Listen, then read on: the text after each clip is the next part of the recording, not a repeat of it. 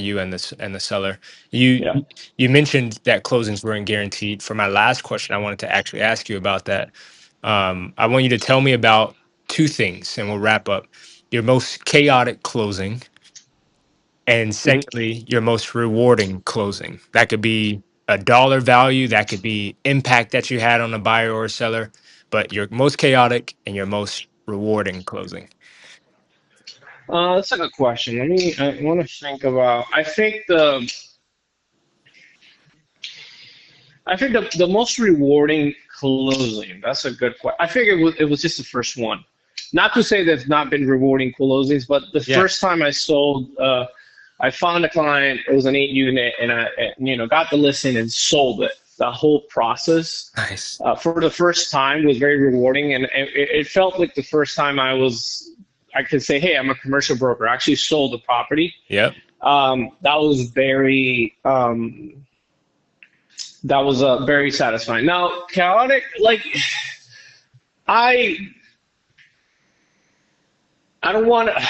How do I answer this? You want to use a different There, word than chaotic? no, not as chaotic as not. It's just it's a little bit dramatic, that word, I guess. There's always some sort of not complication, but some sort of issues that you have to solve. It's Yeah. almost never a straight line. Yeah. There does sometimes happen that some deals are easier than others. Yeah. It's just the reason I don't like that word is because I've seen a lot of brokers just just always talk about like, oh, closes are difficult. Yeah. And I don't see it that way. I just see like, oh, there's always, that's the job. It's like our Right. job is to be there and solve those problems. I would say the most chaotic closings I had, if I want to use that word, was not the closing itself. It was other parties in that transaction. So I had a transaction Hmm. back in the day where the buyer side agent, nothing against the gentleman, Yeah. didn't like the amount of co-work we had. It was a big property, about $5 million property. And so when you have a property that size, commissions go down. Right. And this is an owner I known for a long time.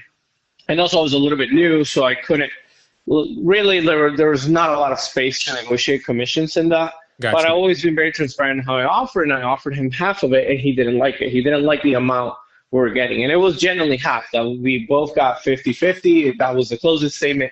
There was no lies, or there was full transparency on that. Yeah. So during the whole time, right, this broker was trying to get his buyer to buy something else. So the Wow. whole time he was threatening to cancel the deal because he can find something else, because he wanted to get paid more. In his mind, and this is not a broker who did commercial as freaking as we did, or as I did at this point. Yeah.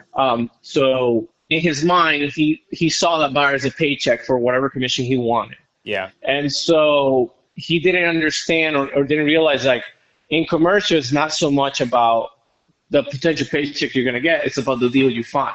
Mm. And I was a little bit naive. I was very nervous, and it stressed me out a lot because he was basically threatening to cancel, that he was going to find something else, that he was being difficult. Yeah. But every time we would negotiate, he was extremely aggressive, extremely difficult. But then suddenly we would just always agree to the terms. And then now that I've done this, I realized that the buyer was never difficult. The buyer was happy. Like, they were asking for permits, they were asking to close this and that, and I was stressing. I remember I was going to the firefighters for some like permits on Whoa. like a gate and something, overthinking it. Yeah. And then I realized, now that I've done this for a while, like, the buyer never cared. He was just willing to buy it with the permits like that, but he was making it a big deal because he was basically looking for an excuse to not buy it. Now, the other thing I learned now is that I wasn't 100% aware when that happened, was that was the only property in the market that fitted that buyer. There was no other property in the market. This was in Orlando, Wow. that existed, right? That matched those specs and pricing.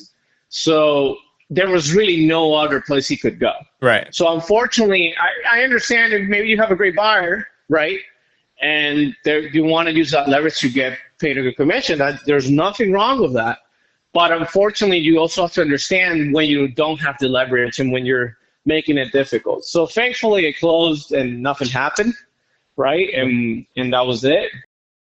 was it. But it was a very stressful situation because this person was constantly just trying to create problems in the transaction that really didn't exist, that Okay. the buyer didn't care.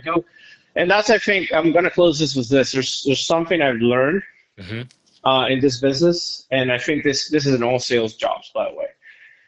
There's one rule that you should follow when negotiating is Hit me. never negotiate something nobody asked for. Hmm. So that's a very big thing you have to be very careful with. What do you mean by that? Meaning, Okay. for example, let's say the escrow deposit is a good example of this. Usually, Okay. escrow deposit, but traditionally, is like 1%, right, of the purchase. So if it's $1 million, it's 10,000, Yeah. right? So let's say that you receive an offer for $1 million, and the escrow is 5,000. You present the seller and say, "Hey, seller, the escrow is a little bit low," and the seller says, "You know what? I don't mind. You can leave it at 5. I don't really care. I just want to sell it. Right. I'm not going to try to keep their escrow. I just want to continue." Yeah. So a good agent just goes, "Hey, no problem. He doesn't want that. Let's just move forward." Okay, Right. but you did present it. You told them, "Hey, be careful of this." There's agents that fight that. They're like, "No, no, no. You need, in fact, you don't even need 10. You need 25. You need 50,000 escrow. Like we can't. They have to commit." And so Right. the seller's kind of like, "Well, if you want me to do that, sure, Hmm. but really, I don't care." And so then you go to the buyer and make this fuss about having more escrow, and then the buyer gets aggressive and being like, "Well, but why am I, like, okay, Hmm. sure, so I'll do 25." So you start this back and forth negotiation. You end up in 25,000 escrow, Yeah. and then you go under contract, and there's really no, you didn't do anything. Right. Basically, there's no, you negotiated something, and usually it's because you're ego. You just want to show. I understand you want to show the seller some value in what you do, but the value is not in the escrow. The value is in getting the deal closed for the most amount Exactly. of money. It ties back to the first thing: it's maximum value, not escrow. Nobody cares. Right. But a lot of agents get really involved with it. Not only agents, salespeople in general. And Right. so and then what happens is that creates issues because the escrow specifically, right? Maybe now the buyer, um, let's say the buyer needs a due diligence extension, right? Yeah. And then now the seller's like, "Hey, I don't want to give them that due diligence extension." Right. But because you negotiated 25K, now the buyer in another situation would have been like, just let it be. I'm willing to just let go of the due diligence and keep going. It's just 5K Yeah. because they just want to keep going through the process. But now they're not wanting to do it. And so it creates problems that you didn't anticipate because, again, nobody was asking for this. Exactly. Right. So the buyer is now, he feels like, "Hey, I gave something. I should get more time." Right. And then the seller's like, I didn't want that. Like, you're going to tell him, like, "Hey, but then you go to the seller's like, "Well, he's telling me he has 25K, and that's why he wants more time." And then the seller's who's going to look at you and say, "Yeah, I Yeah. didn't care about the 25K. Yeah.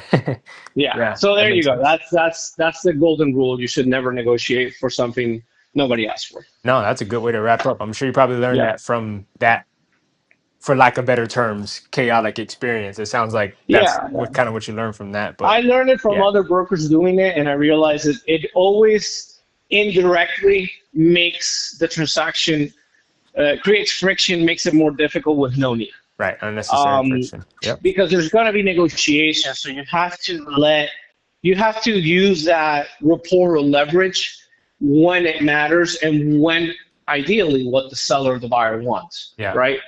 I've been in situations, to wrap this up, and I know it's been a lot on this question, but I've been in situations where I get emotionally involved in a transaction. It doesn't happen often. Yeah. And the buyer, I want a $50,000 credit, right?